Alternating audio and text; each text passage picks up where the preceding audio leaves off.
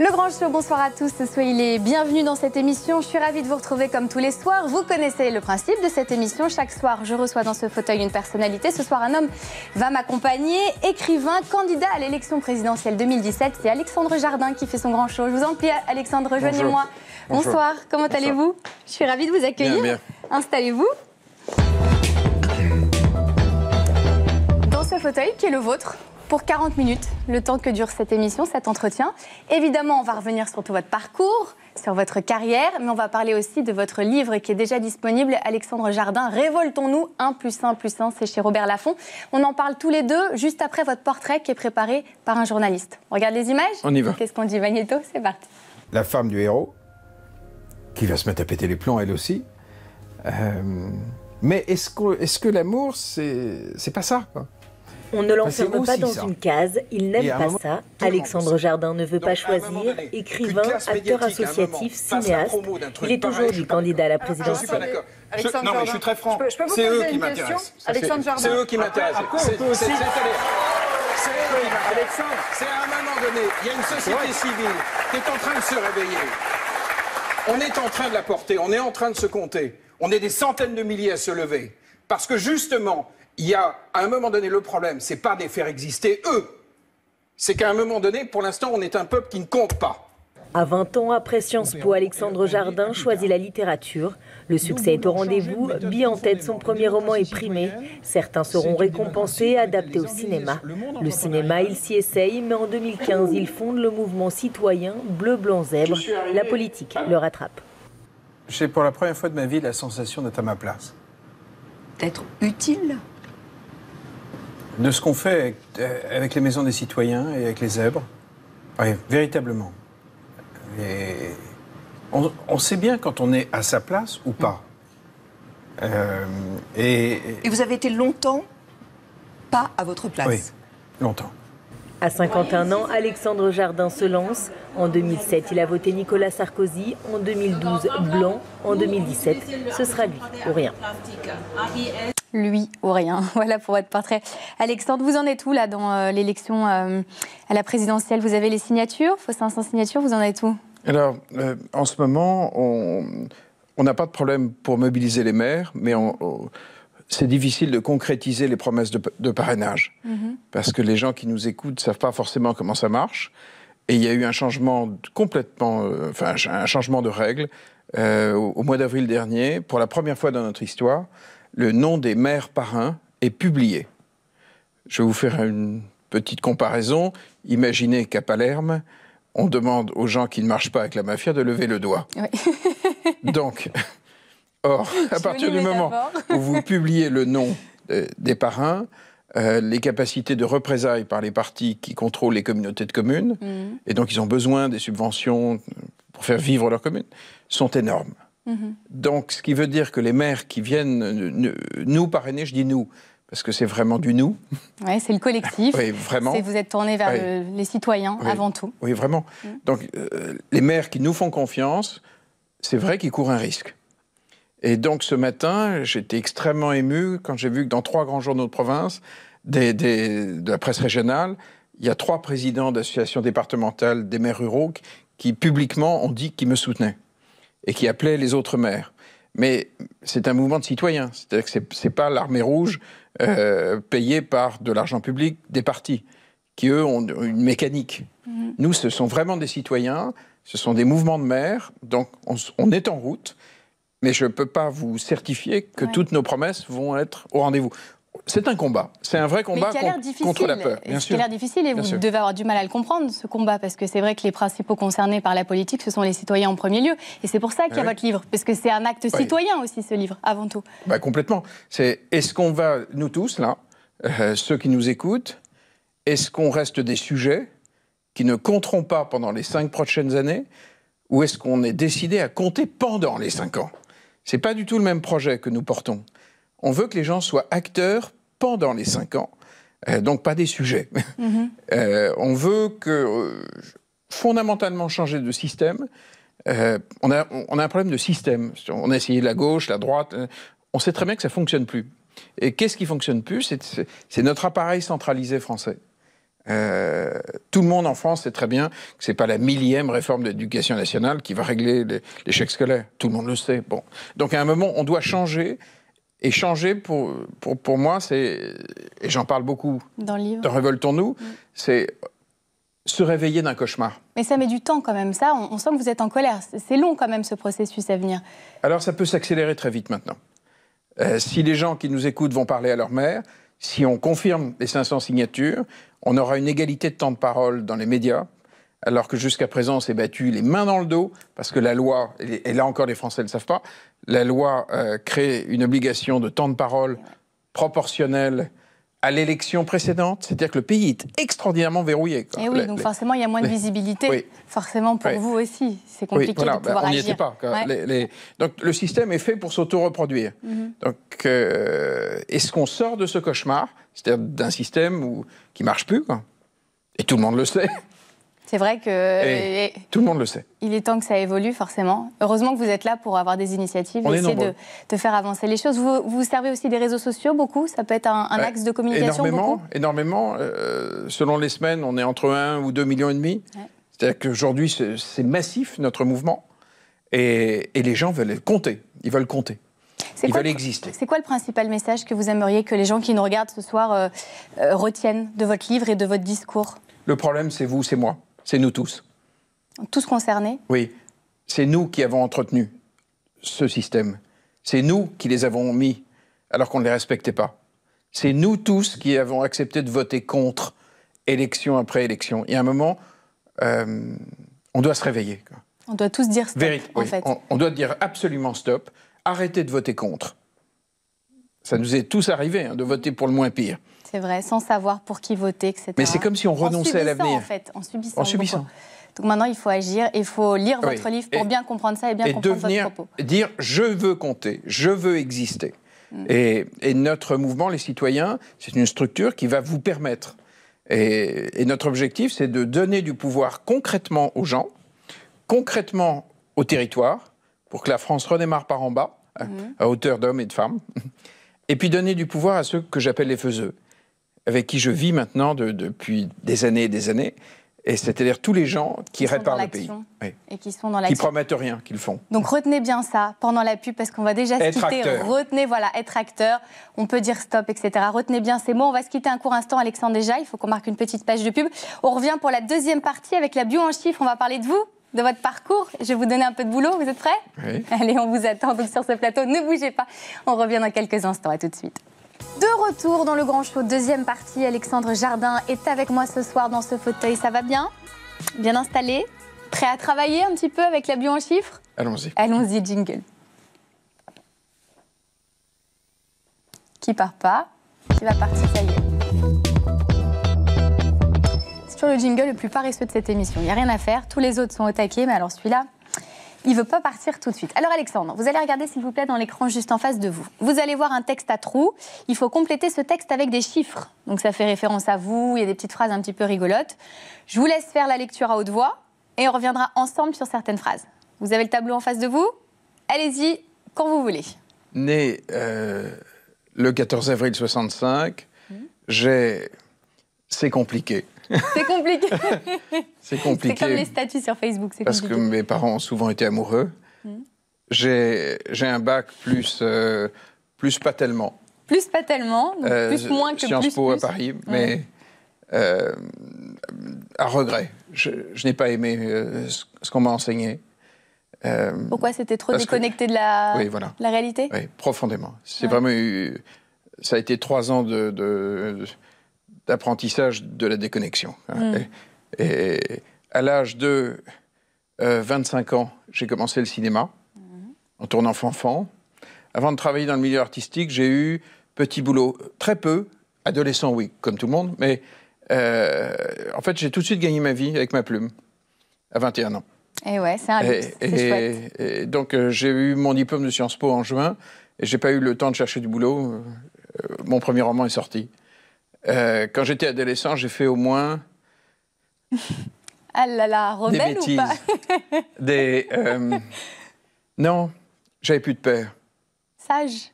J'étais mon propre père. Donc responsable. Oui, très. Deuxième tableau. Le temps que je mets pour me coiffer le matin est néant. J'oublie souvent de me coiffer. Pour l'instant, mon parcours, je lui mets un...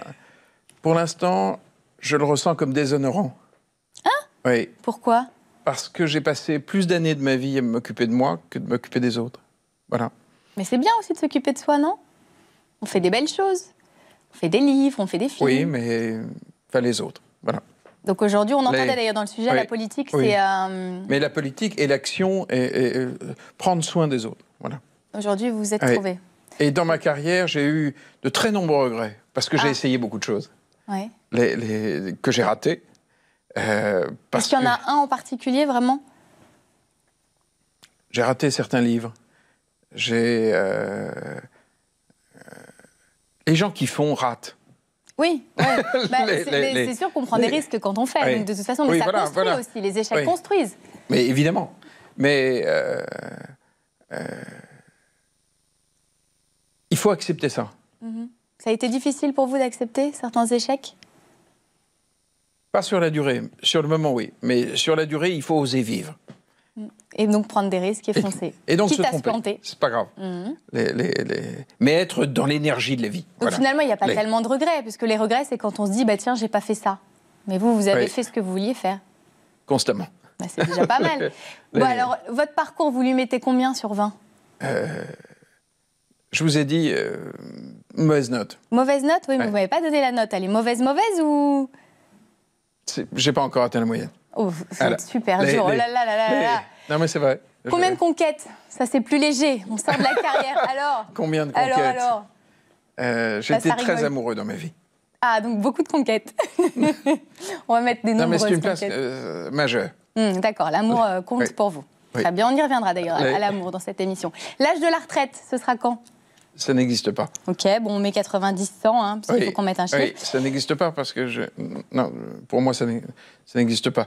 Dans cette Bio Express, je vous ai menti 0 fois. 0 fois. Alors, on va revenir sur certaines phrases. 1985, votre premier roman, on l'a entendu dans le sujet. Est-ce que depuis tout petit, vous aviez envie d'écrire ou pas du tout ? Pas du tout. Pas du tout ? Pas du tout. Donc ça a été une surprise pour vous de prendre la plume et de commencer à écrire et... Ça a été... je ne m'attendais pas à corriger le réel par écrit. Je pensais le faire directement. Quand j'étais petit, ma grand-mère et ma grande-tante, que j'adorais, me parlaient beaucoup de leur père, qui était le bras droit de Jaurès, qui est mon arrière-grand-père.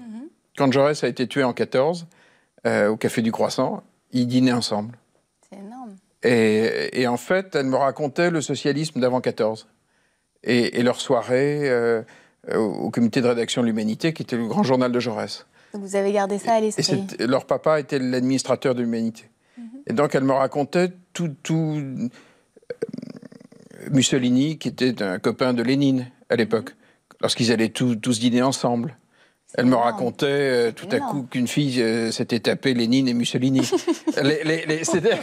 C'est-à-dire, je savais par famille que l'histoire était faite par des gens qui avaient des histoires d'amour, qui avaient des retournements incroyables, qu'on n'imaginait pas en 1910 que Mussolini serait un fasciste. C'était un socialiste. Donc, je pensais déjà assez petit que la grande affaire, c'était d'écrire l'histoire. Voilà. Avec l'amour, quand même. De manière parce inattendue. Que ça, c'est un domaine, bon, vous le dites dans votre vie personnelle apparemment, mais vous le dites aussi beaucoup à travers ce que vous avez écrit. Fanfan, on en parlait du cinéma. Pourquoi ces sentiments amoureux comme ça qui prédominent dans votre carrière ? Vous parliez tout à l'heure aussi dans la bio en chiffres de parents avec des histoires un peu compliquées. Je crois savoir que à la maison, vous n'aviez pas un schéma de couple traditionnel. Non, ils n'étaient pas passionnés par la fidélité. Mais vous étiez témoin de ça, vous le saviez à l'époque. Ah oui, mes parents vivaient comme ça. Mais ça veut dire quoi ? Ils le savaient l'un et l'autre, qu'ils avaient plusieurs partenaires et vous étiez au courant bien sûr. Je n'ai pas vécu dans l'hypocrisie. Parce que pour vous, le couple, ça peut être l'hypocrisie de dire... Chez moi, il n'y avait pas d'hypocrisie. Les êtres osaient être ce qu'ils étaient. Donc j'ai appris qu'on pouvait vivre en étant vrai. Mais c'est pas forcément évident quand on est jeune et quand on voit ses parents avoir ce mode de vie, non ? C'était magnifique de vie. Magnifique de vie ? Ah oui. C'est-à-dire ? De voir des adultes, quand on est enfant, de voir des adultes oser vivre. Je voyais bien que les parents de mes copains restaient au bord d'eux-mêmes. Quand j'arrivais dans un dîner avec mon père, qui était troublé par la maîtresse de maison, il prévenait le mari qu'il allait tout faire pour lui prendre sa femme. Et il partait avec la dame à la fin du repas. Ah oui, c'est quand même un peu particulier. Non, ça vous a jamais perturbé? Vous êtes jamais dit, bah quand même, mon père, ma mère, c'était un peu embarrassant. Sur le moment, c'était un peu embarrassant. Mais en même temps, je savais qu'on pouvait être réel. Alors que je voyais bien que les parents de mes copains n'assumaient pas leur être. Donc ça a été une force pour vous après dans votre carrière. Oui. Je reviens sur Fanfan, mais c'est justement comme ça. L'idée de ne pas rentrer dans une forme de couple traditionnel où on s'use. Fanfan, c'est ça. C'était pas un exemple pour moi. Ce qui était un exemple, c'était le fait d'oser être qui l'on est. D'avoir accès à sa vérité. Et de ne pas biaiser. Voilà. D'être toujours juste, en fait, d'être toujours vrai avec soi. Et je l'ai trouvé magnifique, quoi. De jamais se mentir. Mais c'est pas forcément facile à vivre cette vie, quand même, là. C'est pas forcément simple en société. Mais j'avais pas l'intention de mener une vie facile. J'avais l'intention d'être vivant, comme eux. Ouais, donc vous avez bien vécu. À travers vos héros aussi, ou pas? À travers les héros des livres, des films. Vincent Perez, Sophie Marceau, Fanfan. C'est extraordinaire comme tandem. Ça a marqué énormément de gens. On a tourné ce film quand Sophie avait 25 ans, et moi et Vincent, on avait 26. Et en fait, tous mes héros sont des gens qui n'ont jamais accepté la fatalité, quelle qu'elle soit. Et là, c'est l'histoire d'un type qui refuse que la passion tombe, donc il décide de ne vivre que les prémices. De lui faire une cour éternelle, qui ne s'arrêtera jamais. Sans jamais fléchir. Mais c'est pas facile de ne pas fléchir avec Sophie Marceau, dis donc. Oui, mais non, c'est vrai qu'elle est magnifique. Puis j'ai tout fait pour qu'elle soit magnifique. Mais ce qui m'intéresse, au fond, ce sont les personnages, que ce soit dans la fiction ou dans la réalité, qui n'acceptent pas la fatalité et qui font quelque chose. Mon héros se bat comme un fou. Ah bah ça c'est clair. Hein. Ça on lui dit mais quand est-ce qu'il va lâcher? C'est pas facile. Mais enfin c'est un superbe film. Si vous l'avez pas vu à la maison, on peut le retrouver. Évidemment c'était 1993. Mais c'est la même attitude qui m'intéresse. Ouais, Fanfan 1993. Cette magnifique musique aussi, on l'écoutera juste avant de marquer une petite page de pub. Je sais qu'ils l'ont en régie. On se quittera sur cette musique. Il faut maintenant qu'on s'intéresse aux réseaux sociaux. On en parlait tout à l'heure. Vous m'avez dit que bon, les réseaux sociaux aujourd'hui en 2017 ça comptait beaucoup, notamment pour toutes vos actions politiques. On a regardé ce qu'on trouvait vous concernant. On en a fait un zap. On regarde ensemble maintenant? Allons-y. Allez, jingle. Alors, comme tout à l'heure, Alexandre, vous allez regarder, s'il vous plaît, dans l'écran juste en face de vous. Je vous laisse commenter chaque image. C'est 10 secondes par image. Ça va vite. Allons-y. Allez, go. Selfie avec le zèbre. Les zèbres. Ben oui, le zèbre, c'est un film aussi. Ce sont des gens bizarres comme cet animal, qui résonnent en dehors du cadre et qui réparent le pays en réfléchissant autrement. La Maison des Citoyens, ça c'est ce qu'on a lancé au mois de septembre. J'ai commencé par une vidéo sur YouTube. J'ai dit aux gens, on va compter tous ceux qui ne comptent plus. Et on s'est retrouvé à des millions. Et il y en a qui comptent. Des millions. Ouais. Voilà. Soyez la première personne à aimer ça, Sophie. Ouais, non, magnifique. Vous n'êtes pas tombé amoureux de Sophie? Bah, pardon. Non. Je reviendrai après. On n'a pas le temps. Je vous laisse commenter. Ça, ce sont tous nos Facebook Live que l'on fait à travers les cafés. Toutes ces centaines de milliers de gens font des Facebook Live pour diffuser les bonnes pratiques françaises. Ils vont les repérer localement et on les partage partout. Ah ouais, ça c'est extraordinaire ce qui s'est passé là. Vous avez fait la une. J'ai été très surpris. En fait, dans cette émission, on m'a sorti cette photo. Et on y reviendra. J'ai dit la vérité. Voilà. Ne lâchez pas pour nous, les autres, c'est plus possible. Ça, ce sont les gens dans la rue. Depuis qu'on a lancé la Maison des Citoyens, depuis qu'on est en campagne, les gens me parlent. Et très souvent, à la boulangerie, ils m'offrent un croissant. Il y a une espèce de profonde gentillesse des gens. C'est génial, et ça vous plaît? Oui, parce que on se bat pour eux. Et c'est une rencontre aussi avec chaque personne, évidemment. Bonheur au salon de l'agriculture. Ça, c'est une brique. Et ça, je parlais avec les jeunes agriculteurs. En fait, dès qu'on écoute les solutions qui viennent des praticiens, des gens qui font, mon Dieu, le pays sait de ce dont il a besoin. En fait, il faut une certaine proximité, quoi. Il faut être connecté à ce qui se passe. Plutôt que de venir les voir avec ses propres solutions, il faut écouter. Les gens sont profondément intelligents. Donc on peut venir vous voir dans la rue et vous faire des suggestions, vous poser des questions, vous êtes à l'écoute, vous êtes disponible. Je demande toujours, mais qu'est-ce que vous faites? Parce que c'est ça la grande question. Qu'est-ce que vous faites dans la vie? Ouais.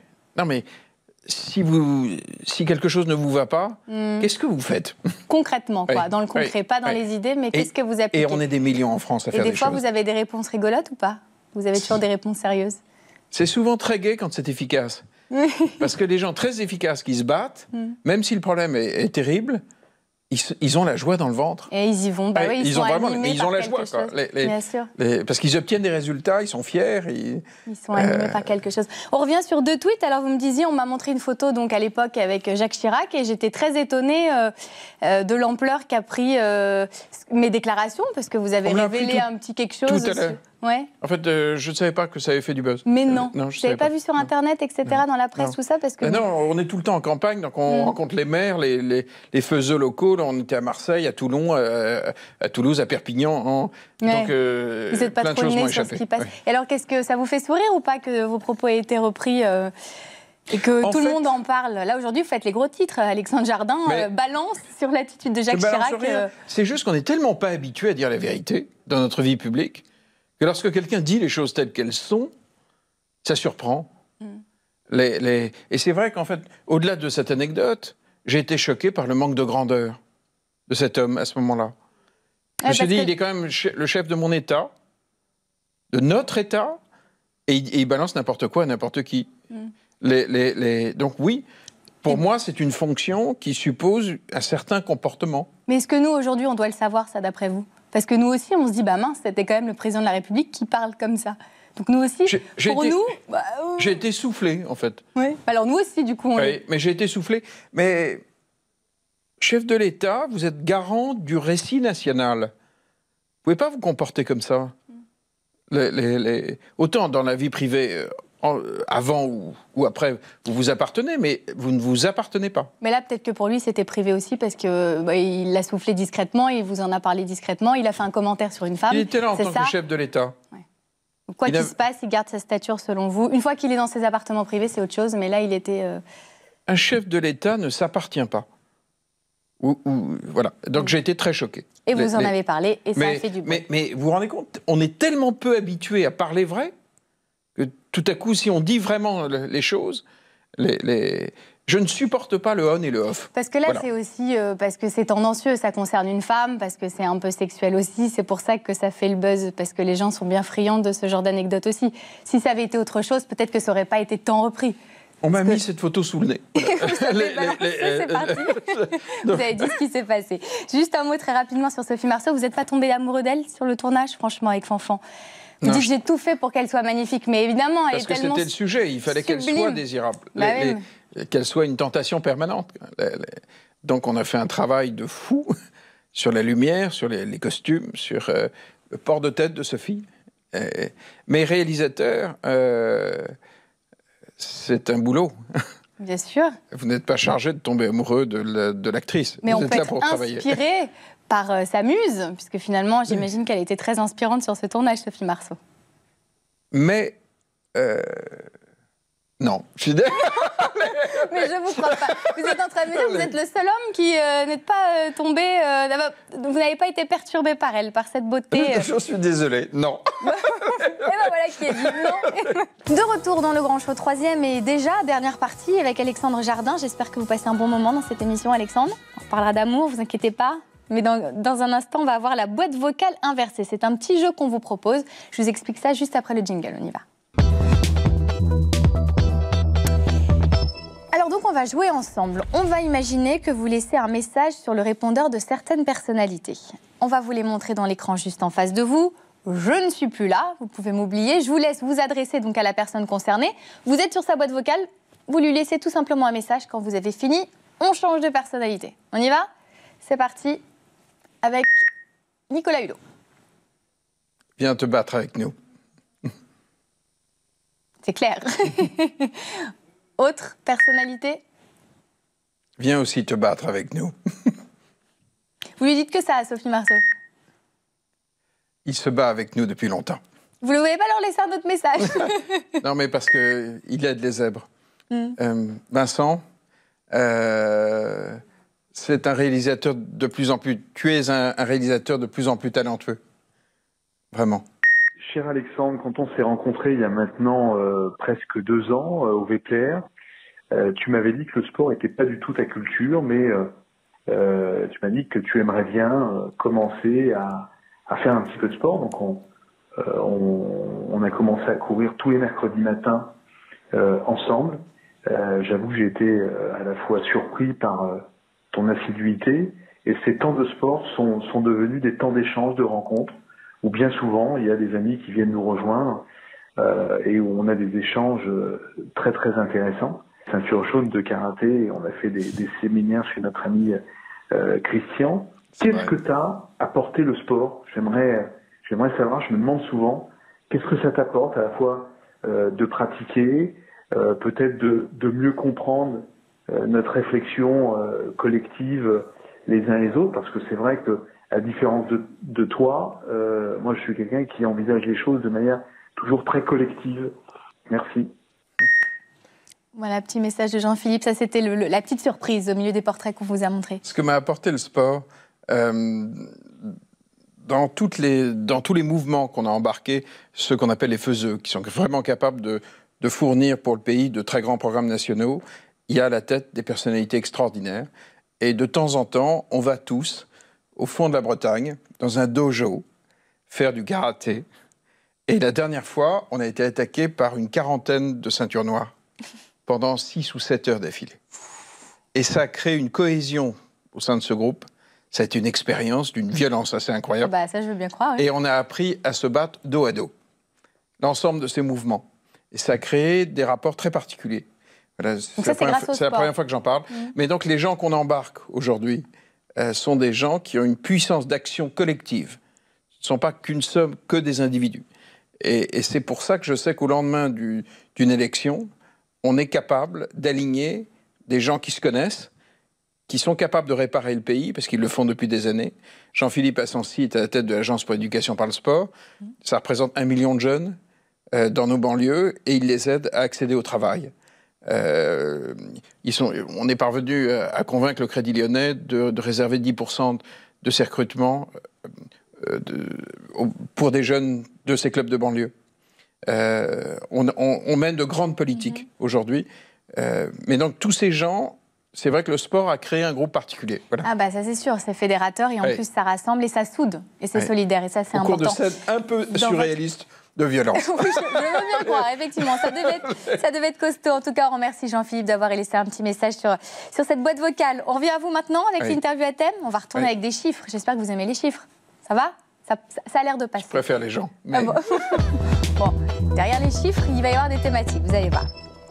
Regardez donc le tableau juste en face de vous. Vous avez des chiffres de 1 à 9. Derrière chaque chiffre, il y a un thème. Et derrière chaque thème, il y a une question. Évidemment. Alors, quel chiffre vous choisissez en premier, Alexandre? 1. Le numéro 1. 1 plus 1. Tiens, ça tombe bien. On vous connaît bien quand même dans cette émission. Donc, l'amour prend une place importante dans votre vie. Ça veut dire que vous avez vécu beaucoup d'histoires d'amour? Vous êtes un amoureux de l'amour? Ça ne veut pas dire ça. Ça veut dire que c'est fondamental pour moi, que j'y pense. Voilà. Et ça se concrétise comment? Puisque nous, on parle de concret, comme vous. On n'est pas dans les discours, on est dans le concret. Ça veut dire quoi? Ça veut dire beaucoup d'histoires d'amour? J'ai été élevé par un homme, mon père, qui m'expliquait que c'était la grande bataille, quoi. Que j'étais né pour ça, que ce n'était pas un compartiment secondaire, qu'on était né pour ça. Donc vous l'avez appliqué comment, ça? Avec beaucoup d'invention. Beaucoup d'invention, c'est-à-dire? Oui. C'est-à-dire que c'est pas un hasard si j'ai écrit les romans que j'ai pu écrire.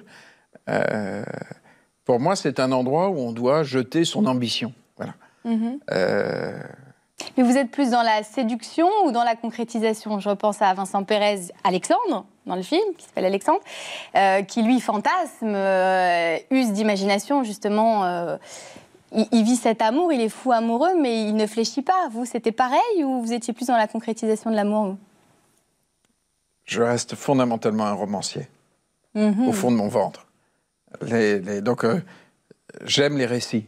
Que ce soit Aujourd'hui, je suis dans un récit politique, civique, mais en amour, je suis producteur d'un récit. Donc, il faut qu'il y ait une belle histoire à raconter. Donc vous créez des histoires, en fait. Bien sûr. Vous créez des histoires. Bien sûr. Mais ce qui donne une dynamique, c'est le récit. Allez, un petit dernier pour la route. Qu'est-ce que vous faites? Vous allez me faire le 7. Bah voilà, forcément. Argent. C'est important pour vous, l'argent, dans la vie, ou pas? J'ai toujours engagé mes actions avant d'avoir l'argent. Toujours? Toujours. Ah ouais. Vous prenez des risques, vous? Oui. Vous y allez, vous foncez? Je dépense le mien. Et puis après, je vois. D'accord, oui, donc vous êtes plutôt au jour le jour, quoi. Non, c'est pas ça. C'est... quand on veut agir, il ne faut pas poser la question de l'argent avant. Les zèbres, on a engagé ça sans argent. Lire et faire lire, au départ, il n'y avait pas d'argent sur la table. Sinon, l'argent freine les choses, c'est ça que vous voulez dire? Sinon, Aujourd'hui, on s'occupe de 650 000 enfants. On a près de 20 000 bénévoles. Si on avait posé la question de l'argent au centre, dans l'aventure des citoyens, on a démarré sans argent. Et on s'est retrouvé avec 200 maisons des citoyens qui sont nées spontanément. Et on n'avait pas de budget au départ. Après, maintenant, on structure. Et c'est vrai que sans l'argent des gens qui viennent sur notre site, les citoyens1.fr, ils viennent tous les jours cotiser. Mais l'argent vient maintenant. Pas au départ. Pas au départ. Au départ, il faut d'abord faire. D'accord, oui, il y a des belles histoires qui commencent. Il faut commencer. Sans l'argent, gardez ça à l'esprit. Les 5 sens, maintenant, c'est fini. Est-ce qu'on peut me retirer ce tableau? Parce qu'on va faire une petite minute de décontraction, de détente dans cette émission. Alexandre, vous allez fermer les yeux comme ça, s'il vous plaît, vous mettre au fond du fauteuil. Vous connaissez vos 5 sens? Je vois les yeux qui pétillent, mais maintenant, il faut fermer les yeux. Je vais vous demander, s'il vous plaît, écoutez cette petite musique. Voilà, c'est magnifique sur ce plateau. L'image de la personne qui compte le plus pour vous. Vous me regardez en même temps. L'image de la personne qui compte le plus pour vous. Qui est devant vous, là? Juste à l'instant, mais plein d'êtres comptent. Ma dernière fille. Un goût que vous aimez? À la folie, les crêpes au sarrasin, les galettes. Un son qui vous rassure? Un son qui me rassure.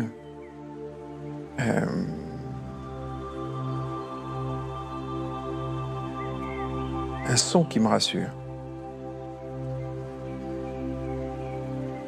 Je ne sais pas. Celui-là, peut-être qu'on entend. Une odeur de votre enfance? Une odeur très bizarre. Ma grand-mère cuisinait tout.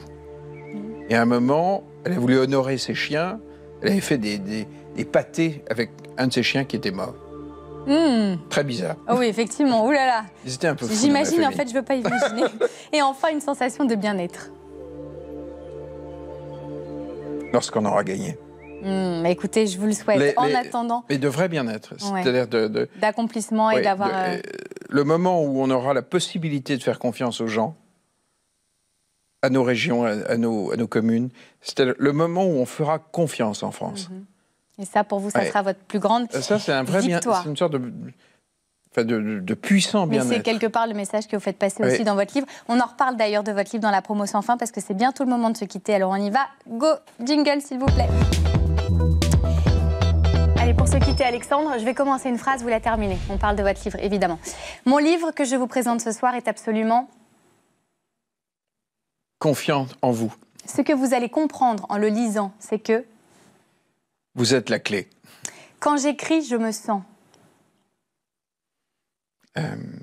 je jubile. Si le livre ne vous plaît pas, j'ai quand même confiance en vous.